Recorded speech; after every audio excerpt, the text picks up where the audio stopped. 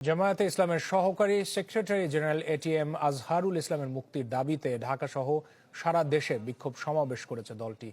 কেন তাকে মুক্তি দেয়া হচ্ছে না, এজন্য সরকারের কাছে সুস্পষ্ট জবাব চান জামায়াতের আমির। তিনি বলেন, ফ্যাসিবাদ আমলে বাতিলকৃত নিবন্ধন ফেরত দিয়ে শুভবুদ্ধি পরিচয় দেবে অন্তর্বর্তী সরকার। জামায়াতে ইসলামের সহকারী সেক্রেটারি জেনারেল এটিএম আজহারুল ইসলামের মুক্তির দাবিতে রাজধানীর পল্টন মোড়ে এ সমাবেশ। এতে অংশ নেন ঢাকা মহানগর উত্তর ও দক্ষিণ জামায়াত ও ছাত্র শিবিরের নেতাকর্মীরা।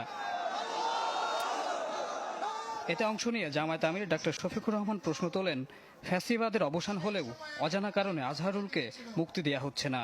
সরকারের কাছে এর সুস্পষ্ট জবাব চান তিনি। বাংলাদেশ ফ্যাসিবাদ থেকে মুক্ত হলো, আমাদের প্রশ্ন, ফ্যাসিবাদের সবচেয়ে কঠিন সাক্ষী আজহারুল ইসলাম সাহেব মুক্ত হলেন না কেন? কবে মুক্তি হবেন সুস্পষ্টভাবে জানতে চাই সরকারের কাছে। বক্তব্যে উঠে আসে জামায়াতের নিবন্ধন প্রসঙ্গ। অভিযোগ করেন, স্বৈরাচার মুক্ত বাংলাদেশেও বৈষম্যের শিকার হচ্ছে জামায়াত। নিবন্ধন ফিরিয়ে দিয়ে সরকার শুভবুদ্ধির পরিচয় দেবেন বলেও প্রত্যাশা করেন তিনি।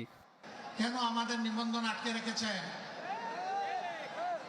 নিবন্ধন তো জালিম সরকার কেড়ে নিয়েছিল, সেই জুলুম আপনারাও কি আমাদের উপরে করবেন?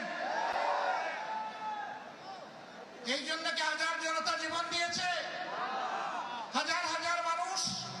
এটিএম আজহারুল ইসলামের মুক্তির দাবিতে দেশের বিভিন্ন স্থানে বিক্ষোভ মিছিল ও সমাবেশ হয়েছে।